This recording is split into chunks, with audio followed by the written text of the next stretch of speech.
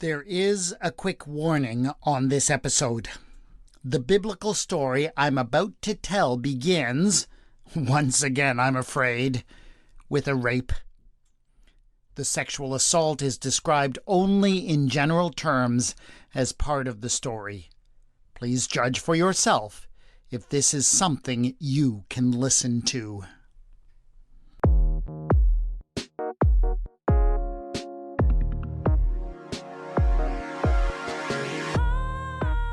A man whose mother was an Israelite and whose father was an Egyptian came out among the Israelites, and the Israelite woman's son and a certain Israelite began fighting in the camp. The Israelite woman's son blasphemed the name in a curse, and they brought him to Moses. Now, his mother's name was Shelomith, daughter of Dibri, of the tribe of Dan. And they put him in custody until the decision of the Lord should be made clear to them. The Lord spoke to Moses, saying, "Take the blasphemer outside the camp, and let all who were within hearing lay their hands on his head, and let the whole congregation stone him." That story of a half-Israelite, half-Egyptian man traveling with the people of Israel during the wilderness wanderings is told in the Book of Leviticus. It makes me wonder many things. The story ends in tragedy, which is brought on by the man's own evil behavior, at least according to the Bible's moral understanding. But I am, as always, more interested in what preceded such a bad ending. Why was he there? Why was he brawling?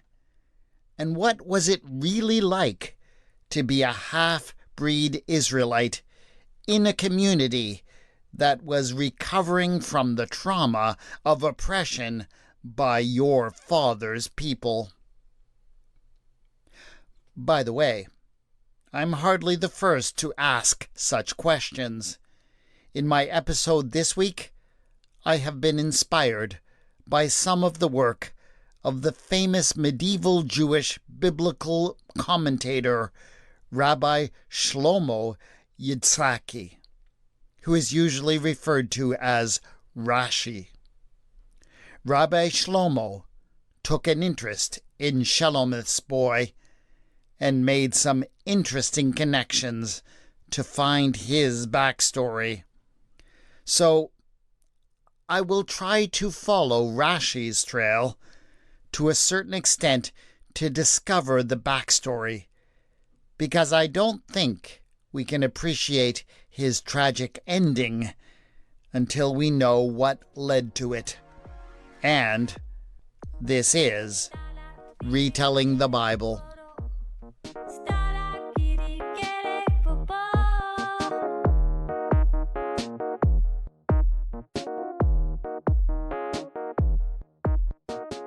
Episode 8.19, Shelomith's son's Shemozzle, as seen by Rabbi Shlomo.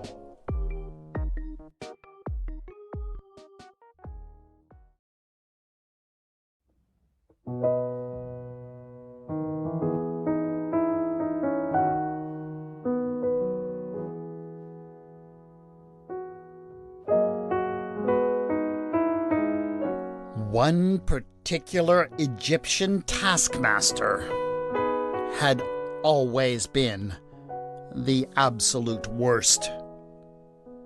Out of all the men who had been assigned to oversee the work of the Hebrew slaves on the Pharaoh's building projects, he was the one who took on the task with the greatest pleasure.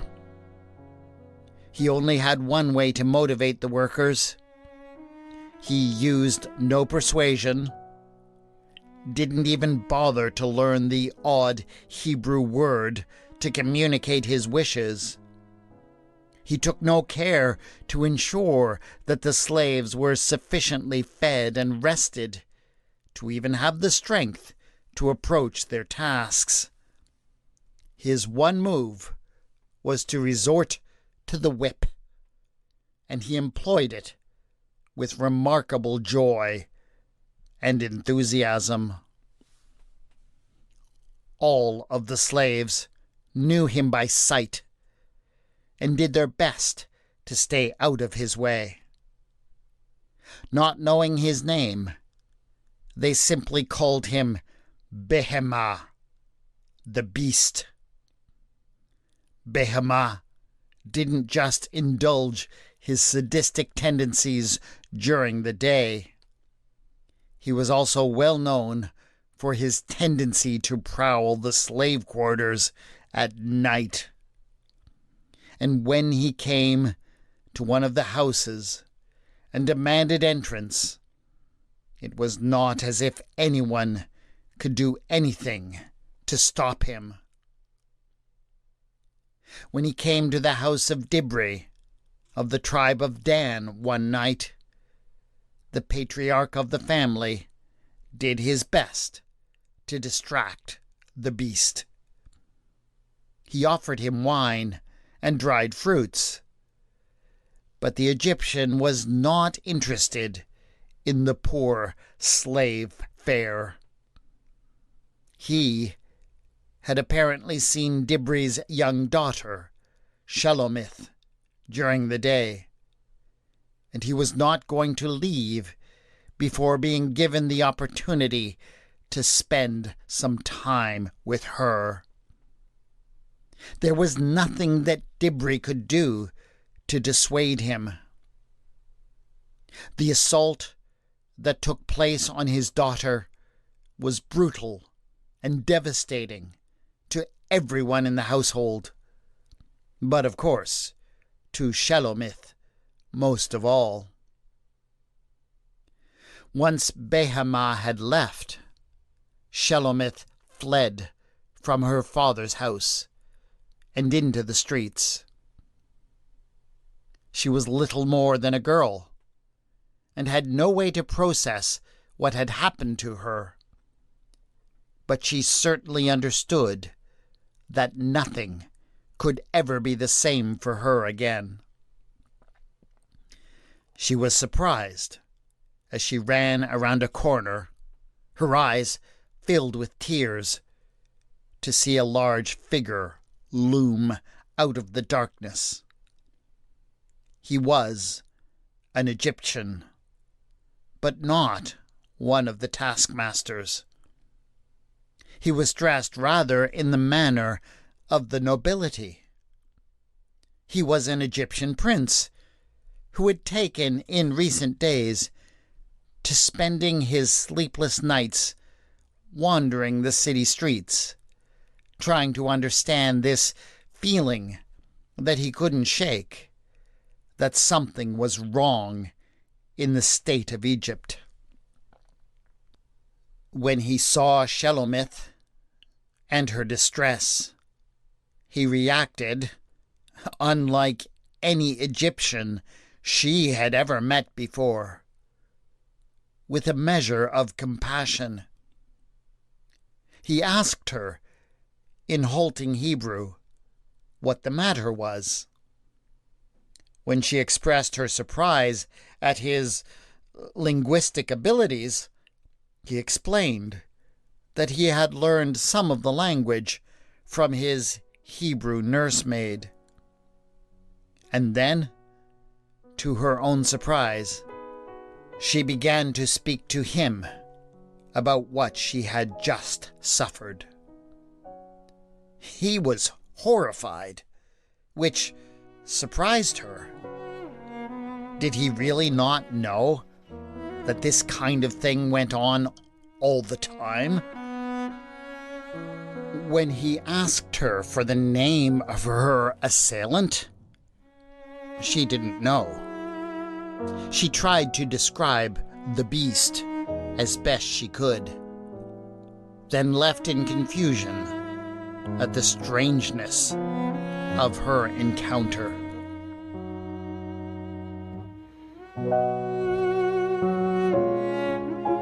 The next day, Moses, a prince of Egypt, decided to visit the Pharaoh's building projects to see for himself the treatment of the slaves. He was appalled at what he observed, and it didn't take long for his eye to fall on the one that the Hebrews called Behemah. It wasn't just that he recognized him from Shelomith's description. He could not miss the obvious enjoyment that the taskmaster took in beating the workers. Moses waited until the end of the day, and until he could find Behemah alone in an alleyway. It was then that he decided to act. Rashly taking judgment into his own hands, he attacked and killed the man, dragging his body off to bury it in the desert. The next day, feeling rather smug about his decisive action, Moses went out among the Hebrews again, expecting that he might find them somewhat relieved by the absence of their worst oppressor. But he understood little of the psychology of those who are enslaved. Far from being relieved, they were all on edge. Not only had their routine been changed, which always made them nervous, they had also picked up on the tension among the taskmasters, who were obviously concerned with Behemah's unaccountable absence. Given the stressfulness of the situation, Moses shouldn't have been surprised when he came upon two of the laborers quarreling with each other. But he was.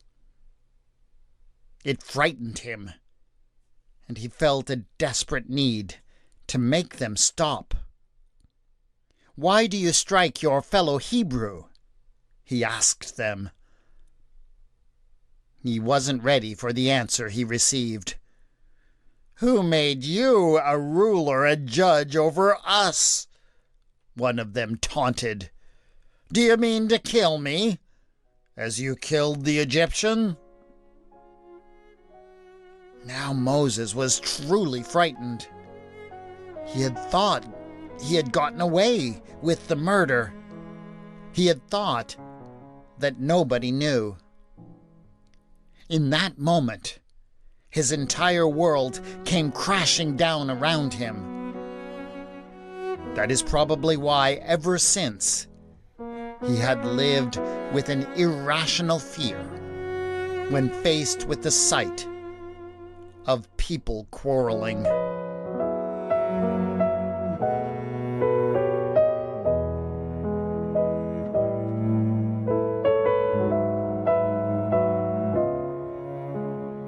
Shelomith was hardly the only Hebrew woman to bear the child of an Egyptian father.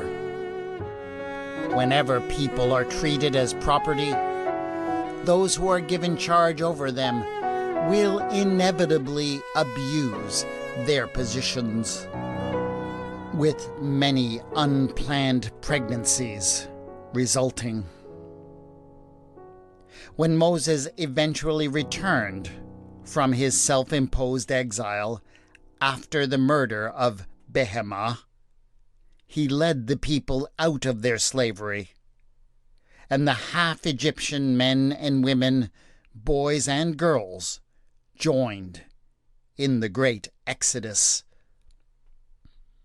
Perhaps because they served as a constant reminder to the Hebrews of their humiliation and servitude, people like Shelomith's son were made to feel as if they didn't really belong. They were treated as outsiders and often mocked for their parentage and for how they came to be conceived. Was it cruel? Was it unjust? It certainly was.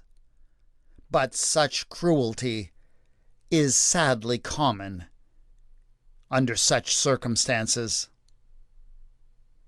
All of these children had names that their mothers had given to them, of course. But the absolute refusal of everyone to use those names, their insistence that they refer to them instead by their mothers, was just one of the many ways of making sure that they could never forget that they didn't really belong. Many of the children in such situations simply tolerated the abuse they received in silence, understanding, rightly perhaps, that if they spoke up, they would only make things worse for themselves. They accepted their nameless status and just got on with their lives as best as they could. But Shelomith's boy, for so it seems we must refer to him as the name his mother gave him has been forgotten altogether, was not the type to endure abuse in silence. He remained sullen and occasionally prone to violent outbursts, having perhaps inherited something, however troublesome, from his father.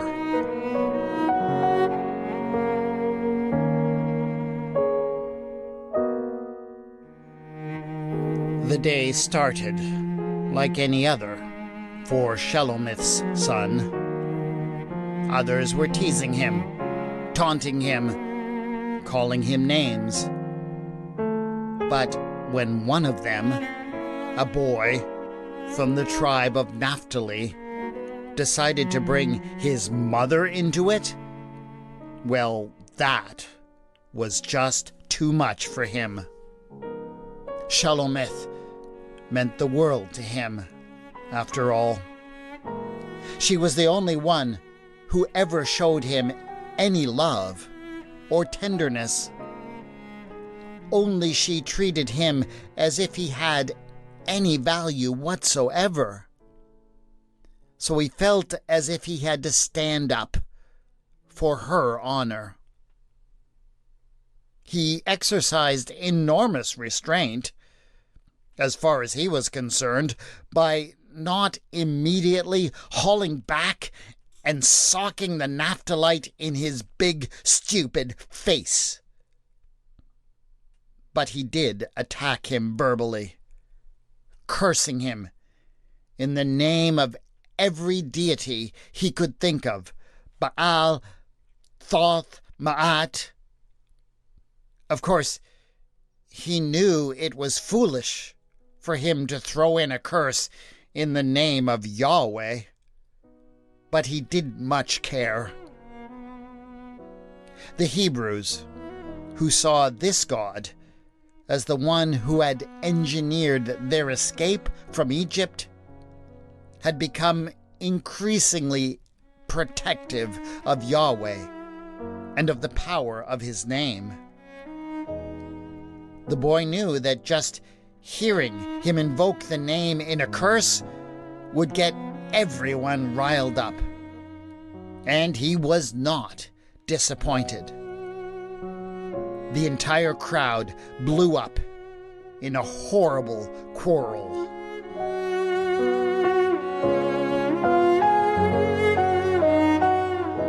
Did Moses overreact when the arguing and bickering Hebrews came surging into his presence?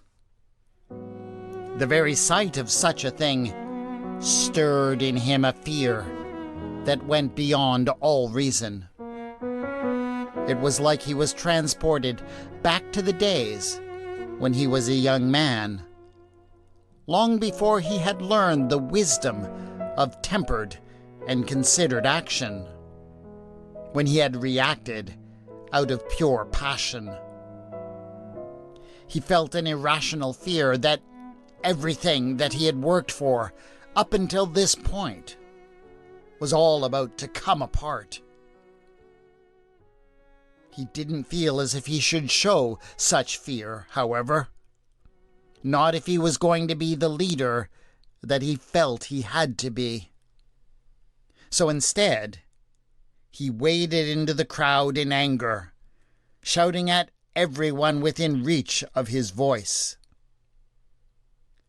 It took a while for things to settle down, enough for him to establish how this whole matter had started.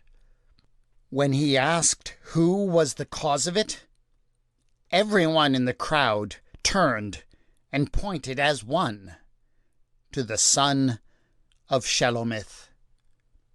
And now, as he gazed at the boy, there was something else that struck Moses an even deeper psychological blow. There was something in him that reminded Moses of an Egyptian taskmaster and the rage he had felt and the terrible consequences that had followed. Indeed, the boy had many of the same features, not to mention that he was the same height and had the same stance as the Egyptian taskmaster that still haunted Moses' nightmares. Suddenly Moses was filled with a panic so profound that he shook and felt the blood drain from his face.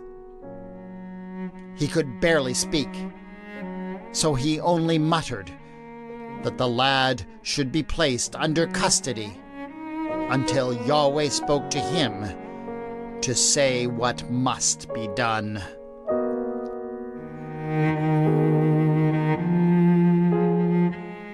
God told Moses that the boy must die, that he must die as an example, and that the entire community must kill him, with everyone participating. That meant a stoning.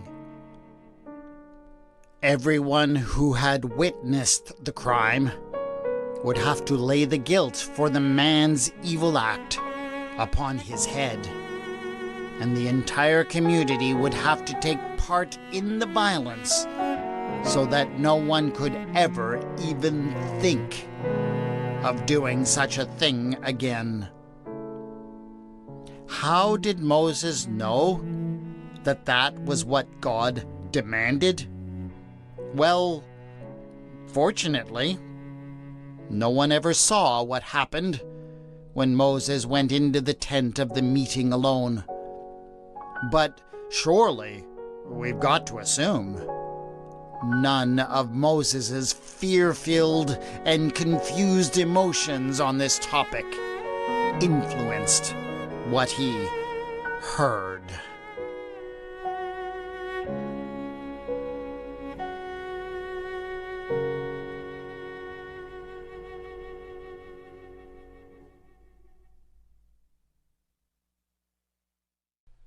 I want to stress that it was Rashi who made the connection between the story of Moses killing the Egyptian and the story of the stoning of Shelomith's boy.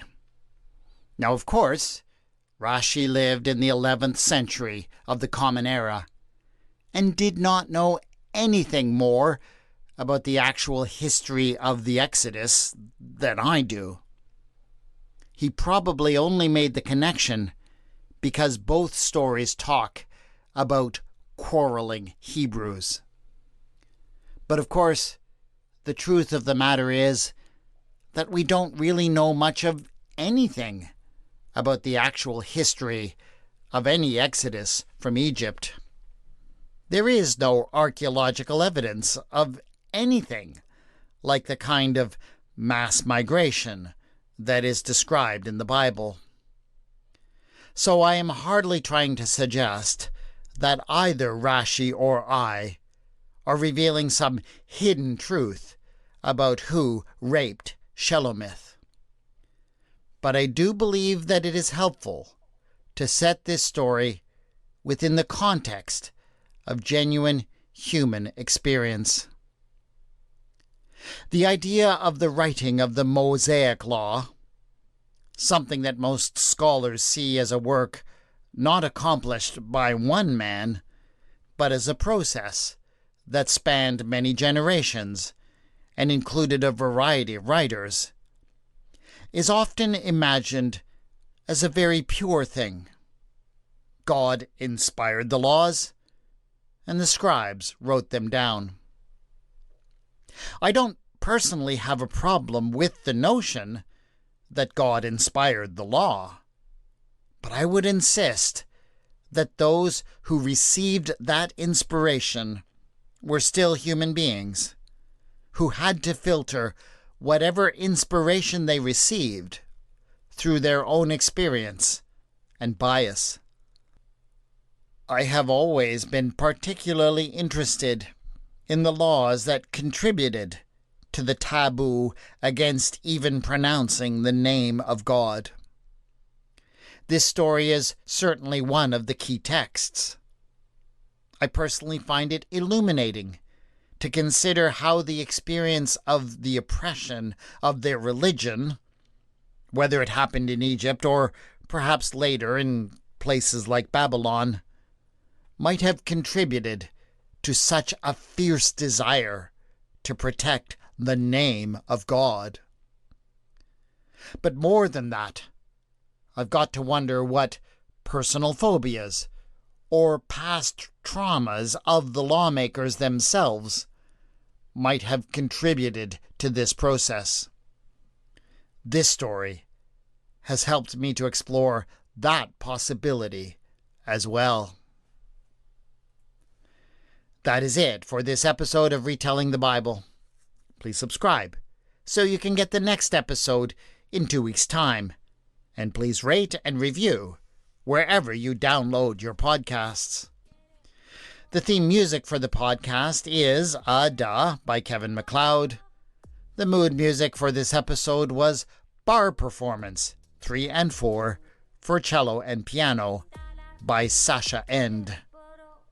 The music is licensed in the Creative Commons and can be found at incompetech.com and at filmmusic.io, respectively. You can contact me on twitter.com at retellingbible and on the Facebook page Retelling the Bible. Show notes for this episode have been posted at retellingthebible.wordpress.com.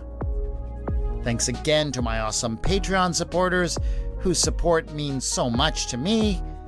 Go to patreon.com/retellingthebible to support this podcast. This is Retelling the Bible, and I have been your storyteller, W. Scott McCandless.